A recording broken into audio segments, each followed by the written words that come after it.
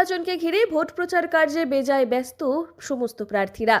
আর এরই মধ্যে নজর কেড়েছে ময়নাগুড়ি বিধানসভা কেন্দ্রের নির্বাচনী লড়াইয়ের বিজেপি প্রার্থী কৌশিক রায়। তার ব্যতিক্রমী প্রচার কৌশলের জন্য প্রচারের সময় তিনি কখনো বয়স্ক মানুষের পা ধুয়ে দিচ্ছেন, আবার কোথাও ভক্তি ভরে সংকীর্তন শুনছেন।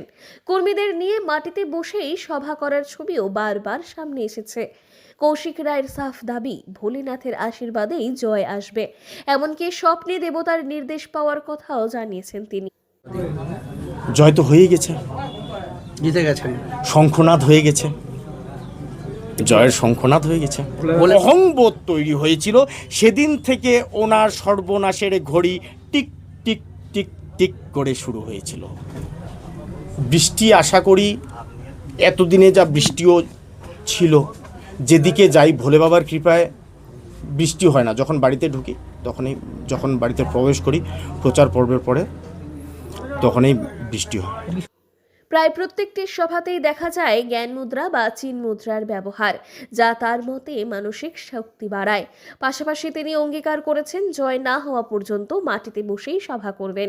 আমাদেরকে যে শিখিয়েছে যে মাতৃকা ভূমির পূজা, মাটিকে যদি আমি না চিনতে পারলাম, যখন আমরা শীতল রূপে মাটিতে বসি মনে হয় মাতৃকা ভূমি আমাদেরকে শীতল রূপে নিজের গর্ভে ধারণ করে আছে।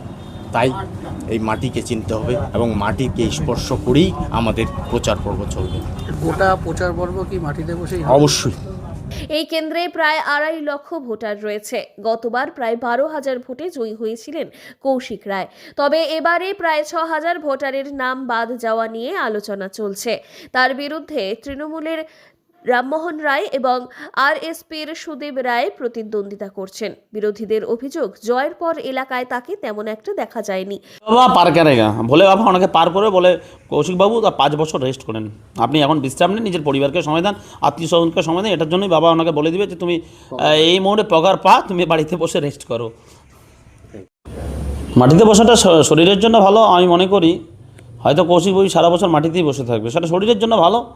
এটা হয়তো উনি করে থাকলে খুব ভালো, নিজের জন্য ভালো হবে। তার কারণ উনি আর বিধায়কও হচ্ছে না, আর ওনার চেয়ারে বসাও হচ্ছে না। পাশাপাশি কীর্তন। যদিও কৌশিক রায় দাবি করেছেন তিনি বিভিন্ন স্কুলে সাহায্য করেছেন। সব মিলিয়ে ধর্মীয় বিশ্বাস এবং সাধারণ জীবনযাপনকে সামনে রেখে ময়নাগুড়ির নির্বাচনে আলাদা ছাপ রাখার চেষ্টা করছেন তিনি। এখন দেখার ভোটের ফলাফলে সেই প্রভাব কতটা পড়ে। জলপাইগুড়ি থেকে সুরজিৎ দের রিপোর্ট, লোকাল 18 বাংলা।